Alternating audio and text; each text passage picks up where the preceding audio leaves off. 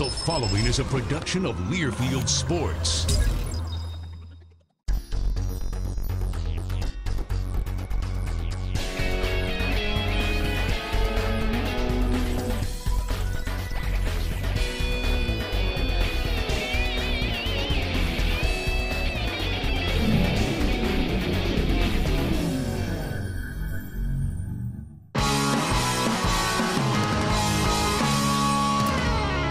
Welcome to Spartan Sports Report. I'm Justin Allegri. San Jose State 3-3 now, 2-1 in Mountain West Conference play after their overtime win 33-27 at UNLV last Saturday. We'll recap that game with San Jose State head coach Ron Carragher, and we'll also look outside of football at some of the scores from Mountain West play in women's soccer and men's soccer. But first, let's go back to the highlights at Sam Boyd Stadium. San Jose State on the road at UNLV trying to get back to 500 overall and win their second game in conference play. UNLV gets the ball first, and although the Spartans would initially stall them with the Frank Ginda stuff, the Rebels would drive the length of the field and had the first and goal from the 1-yard line. They give it to running back George Nafahu, who scores from 1 yard out, the first points of the game, making it 7-0 UNLV. Things wouldn't get any better for the Spartans on their first possession. Returning to the starting lineup, quarterback Kenny Potter overshoots his target and is picked off by Penny Vea.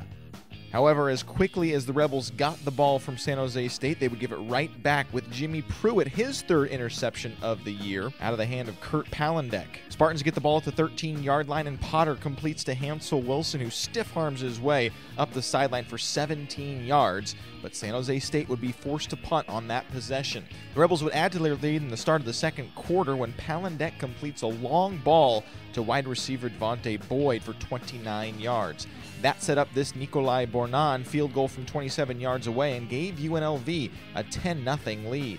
That is when the Spartan offense started connecting, though. First, it was a slant to Tim Crawley for 15 yards and a first down. They keep charging, and look at the touch pass from Kenny Potter, fitting it in a very tight window to Tyler Irvin on a 3rd and 7 for 23 yards and inside the Rebel red zone. Spartans were held there, so on came Austin Lopez for a 30-yard field goal, and he knocks it through, making the score 10-3 in favor of UNLV. This is something that Palendek did very well all night. Avoid the pressure, scrambles out for yards, this one for 11 and a first down.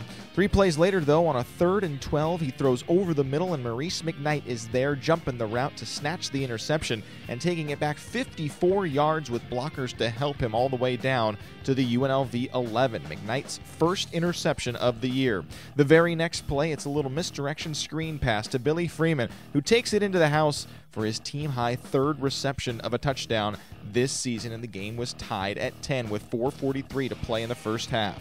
Spartans weren't done either. After the defense pitches a 3-and-out, Winston gets the crossing route reception and takes it past everyone 42 yards before he is finally tracked down at the UNLV 20.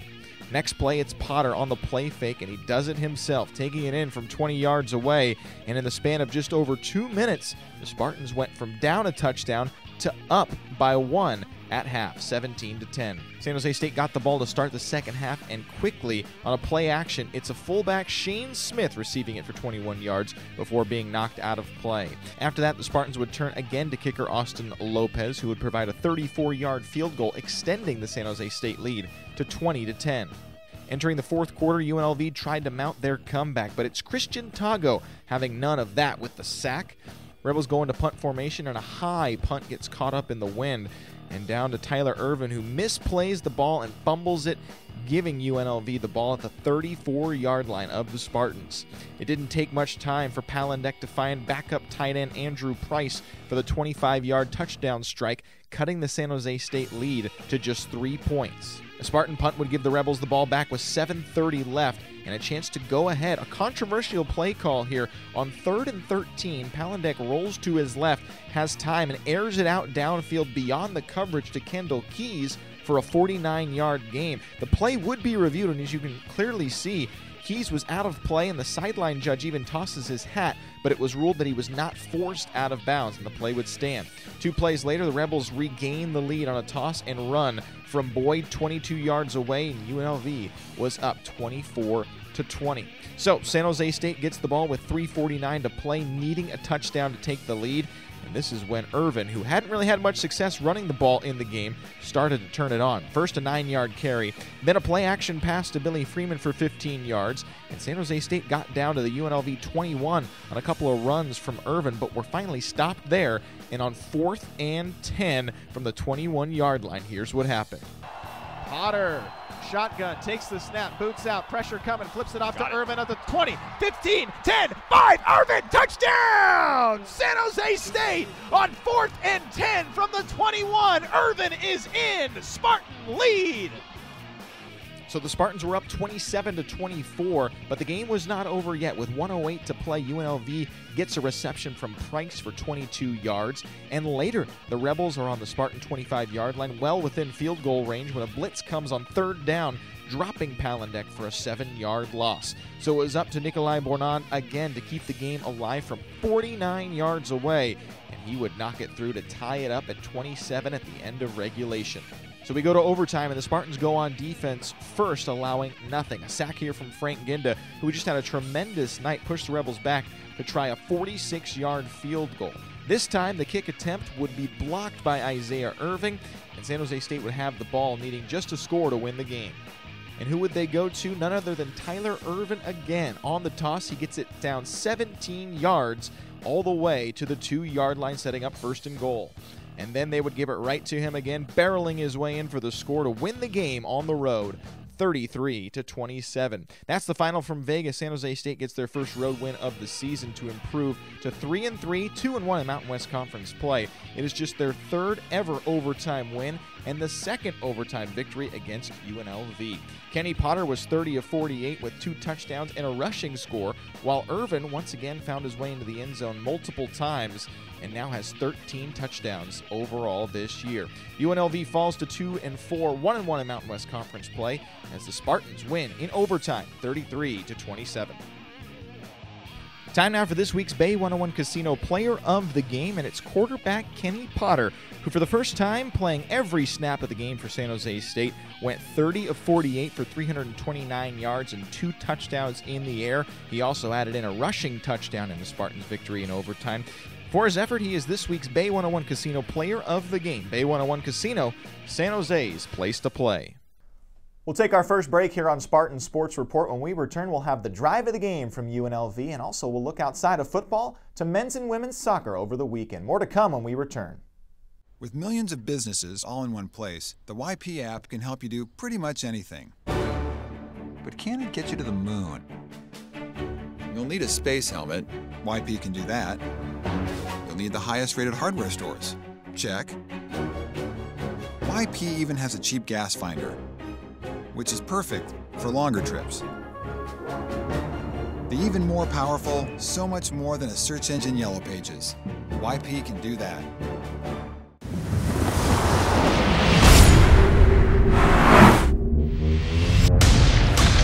If there's one thing the human foot has always been good at, it's unleashing great power. Introducing the 241 horsepower Lexus IS 200 Turbo with almost 20% more base horsepower. The IS performance line has never been more powerful. See your Northern California Lexus dealer.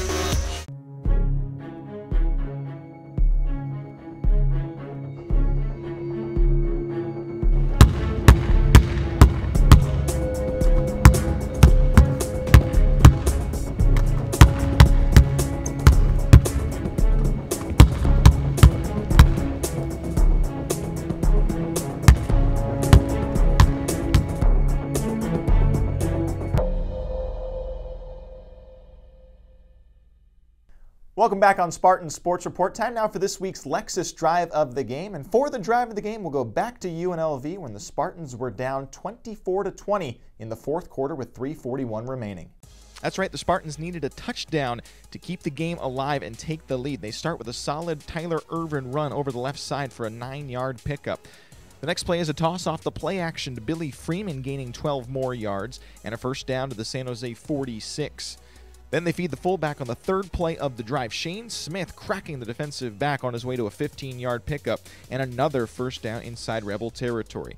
2 consecutive plays from Tyler Irvin running the ball, both for 9 yards each, got the Spartans to the UNLV 21-yard line. However, that is where the Rebels' defense really bowed up, forcing 3 straight incompletions from Potter. First to Tim Crawley, then a shot at the end zone for a diving Chris Kearney, but it was just an overshoot from Potter. Then, with their backs against the wall on 4th and 10, Potter rolls out and flips it off to Tyler Irvin, who does the rest. Not only getting the first down, but going into the end zone from 21 yards away, and the Spartans would take the lead. Overall, the drive lasted 2 minutes and 33 seconds, but the Spartans went 75 yards on 9 plays to go ahead in the 4th quarter. The drive of the game is brought to you by your Northern California Lexus dealer, who invites you to test drive a Lexus today.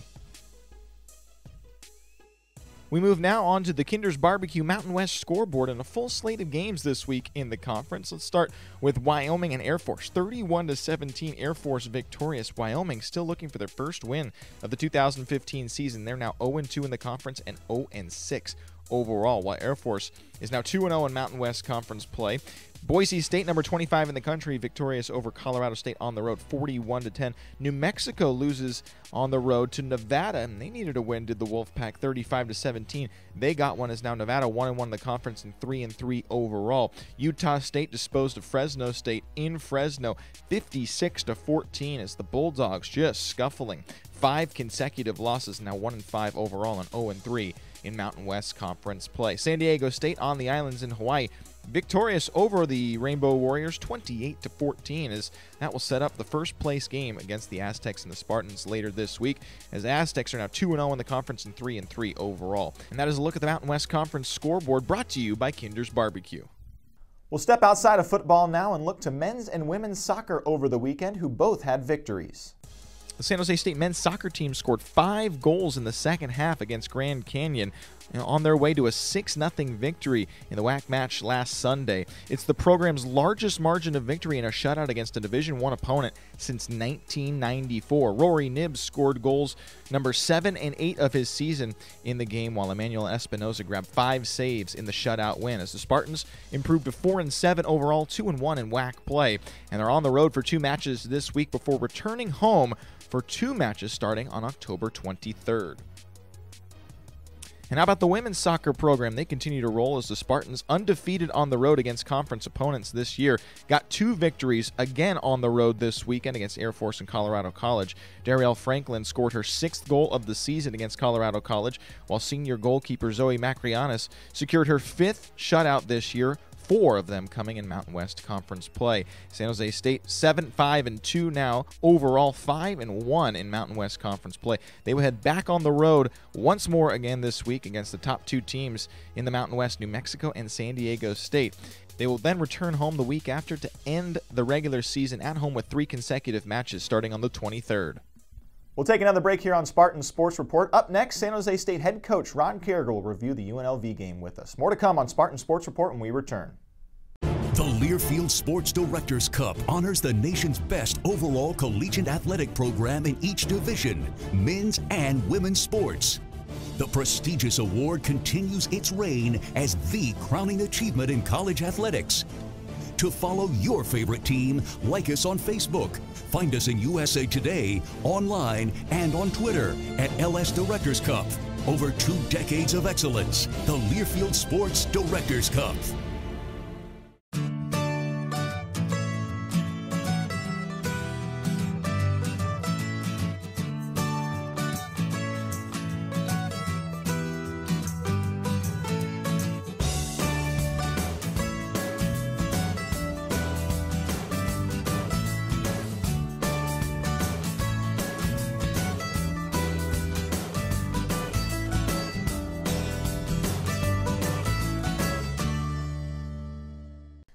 Welcome back on Spartan Sports Report, now joined by San Jose State head coach Ron Carragher. And Coach, nice win against UNLV on the road, a road win. That's the critical part of that one. It's tough to get the road wins, and it's always a process, isn't it? It is, and it was always a challenge, and we know those. Well, playing on the road has been common for our team, but I tell you, they responded well, and that was our goal, to continue to get better playing on the road, and we turned the corner of this game. I think I was proud, the resiliency of the team, the fortitude they had to finish on a winning note at the end of the game. Well, story of the game to start off that game, Kenny Potter back in the starting role for San Jose State at the quarterback position, and obviously he was the starter against Oregon State. Didn't see him for a couple times. Joe did a nice job filling in, but you got your starter back. It was great to have Kenny back, and there's some cobwebs early on that need to be shaken off, but he did respond. I think if you drew a line after that first quarter, we saw Kenny's play really solid football, not just throwing the ball, but he had that nice 20-yard touchdown run as well. So it was good to have him back, and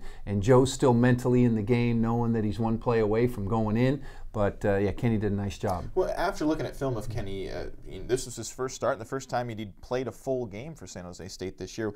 What was your evaluation of him? I know you mentioned a couple of plays, but what was your evaluation of him? I think he did a very good job. And there's some things that we coached up. We coach our quarterback on footwork, we coach him on decision making, and we coach him on the throw as well. And there were a couple plays there that we really need to clean up. One of those three, the one play in particular, all three of them, we need to clean up. But there were a lot of pluses too now that Kenny graded out well, and Coach Borges has a chance to review the film with the quarterbacks every week, so they learn from that. But he graded very high. He did really a good solid game. Well, it seemed like in the first quarter he was a little rusty, but it also seemed like he was trying to maybe make the big play rather than just take what was given to him. Yeah, I'd agree. There's our system has protocols, and the defense really dictates where the ball goes. We don't force the ball. We try and take what they give us, and I think that, yeah, you could say on some of those it didn't necessarily need to go in those situations. I think one of them was an interception, you know, that we will learn from. And the nice thing about Kenny that I've seen is he doesn't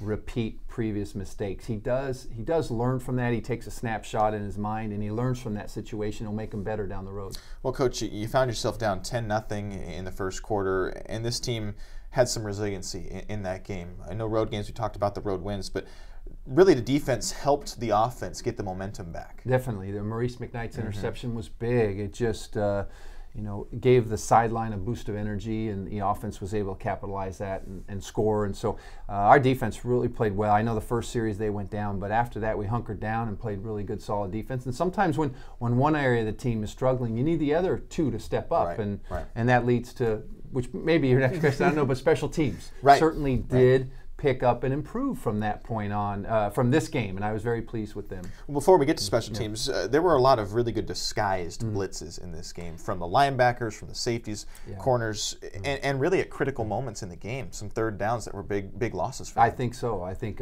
our guys did a really good job timing it up, dialing it up, the call, Greg and the defensive coaches, but also the players timing it up and put them in some minus yardage situations, and I was really pleased, particularly the first play overtime. Nice job getting a minus yardage play and putting them in long yardage situations. Well, now we will talk special teams. Much better this week. And a lot of that has to do with the player of the week in the Mountain West Conference for special teams, Austin Lopez. Indeed. He had his best game of the year and maybe the last 2 years. And I was pleased. I mean, we used the word recover with our team. Recover from when there's a setback in any way, shape, or form, and you got to bounce back. And he kicked, I think, 5 out of 6 out of the end zone for touchbacks. He was solid, 2 for 2 on his field goals. His extra points were solid, and so Austin really played good, and the coverage unit played good too. If those kicks were returned, our guys were running down, did a good job being physical, shedding their blocker, being in position if it was returned. Well, that was what I was going to say. That's the difference too. Even though we don't get to see it with 5 touchbacks or whatever it was, the kick coverage was there. And what was the difference, the adjustment? Yeah, we made some personnel choices. We tinkered with the scheme of as we know our players better and what they do better. We tinkered with that, but I think we had some drills during the week of which are usually fall camp drills. You don't get real physical. You don't have certain drills, and a player had injured. It was a pretty physical drill last week, and he was okay, but during the course, mid-season, you don't want to lose guys on Tuesday and Wednesday. Doing a drill that you can do in spring practice or maybe fall camp. But I think that carried a message to the team of how we need to do it and do so properly to execute well. Well, Tyler Irvin, coach, really didn't look like himself in the first part of that game. What was the defense doing against him to not allow for those little gaps that we've seen him run through? Yeah, they were fully committed to stopping the run game, and we were able to capitalize some. Thus, you saw the 48 attempts, on Kenny's side, that they take away something, there's something to be had, and we, they did a good job. But the beauty is Tyler kept knocking on that door, and I think in the overtime, in the fourth quarter, the 2-minute drive, and the overtime, we saw him come forward with some big runs. Well, that's the next question. Was there something different that the line did, the different scheme that you went with? Because he did save whatever was ever left in the tank for fourth quarter and overtime. Right. No, I think that from a line standpoint, they were pretty solid, but I think we started hitting some passes, and that really started to keep the defense honest to where they had to cover down and spread them out, which again opens up your run game. And so if one's not working, the other often should, and vice versa. All right, well, the Spartans do get the win in overtime at UNLV. We'll take a quick break with Coach Carragher and talk San Diego State when we return on Spartan Sports Report. Come enjoy a California-grown experience at Una Mas Mexican Grill. From our local produce and freshest ingredients to our unique authentic Mexican dishes and salsa bar, Una Mas truly is California grown. Since the first Una Mas opened in San Jose over 20 years ago, we've worked hard to use the freshest local ingredients to make the dishes you love. Because when we care this much about our food, everything is going to taste better, naturally. Una Mas Mexican Grill. We taste better.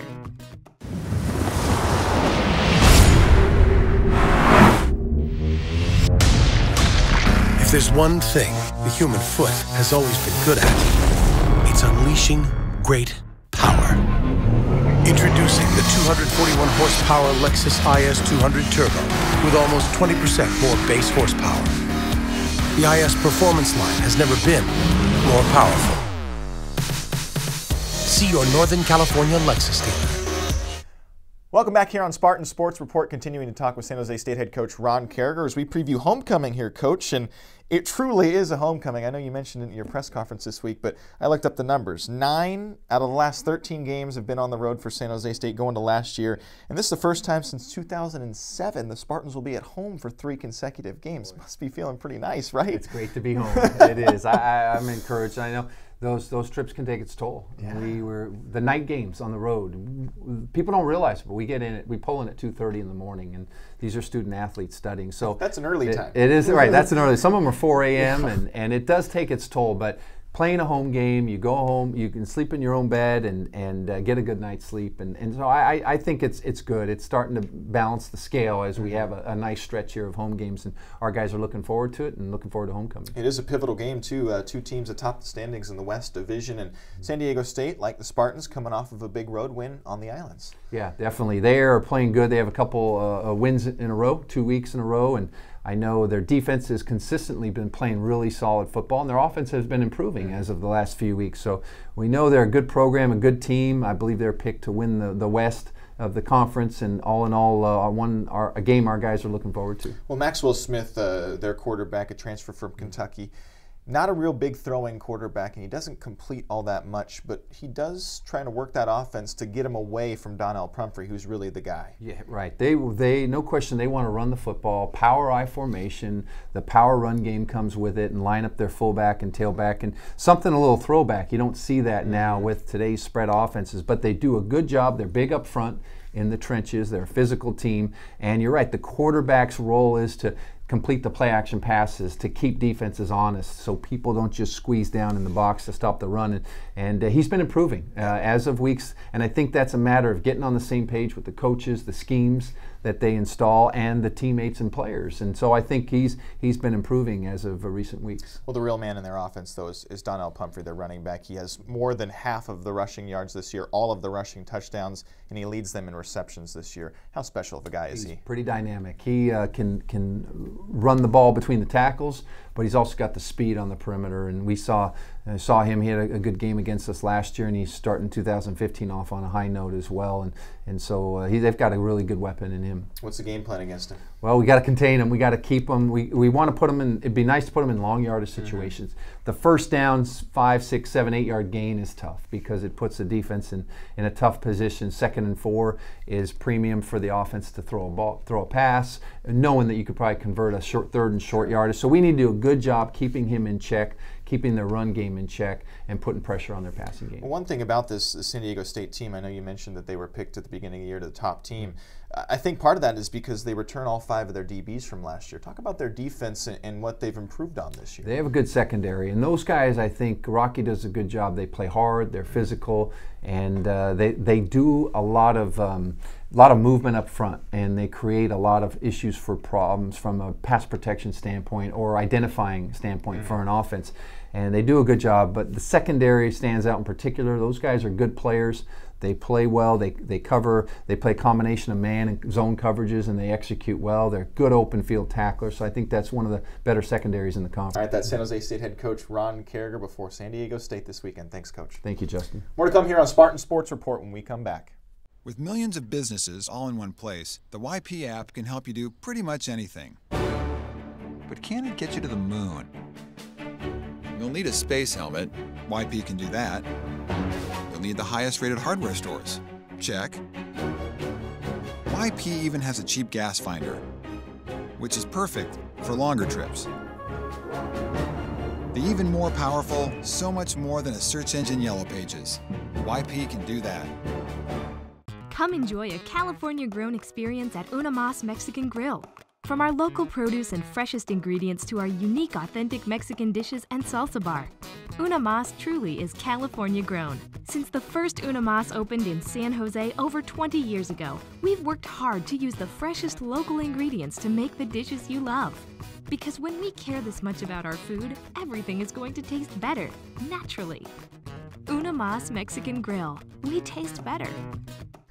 Welcome back here on Spartan Sports Report. That does it for this week's episode. Once again, San Jose State returns home for homecoming against San Diego State this weekend. Saturday, October 17th. Kickoff at 7:30. Pregame on 1590 AM KLIV and the Spartan Radio Network beginning at 7 o'clock. Tickets are available by calling 408-924-7589 or visiting sjsuspartans.com. That does it for this week. Thanks for watching, and we'll see you next time.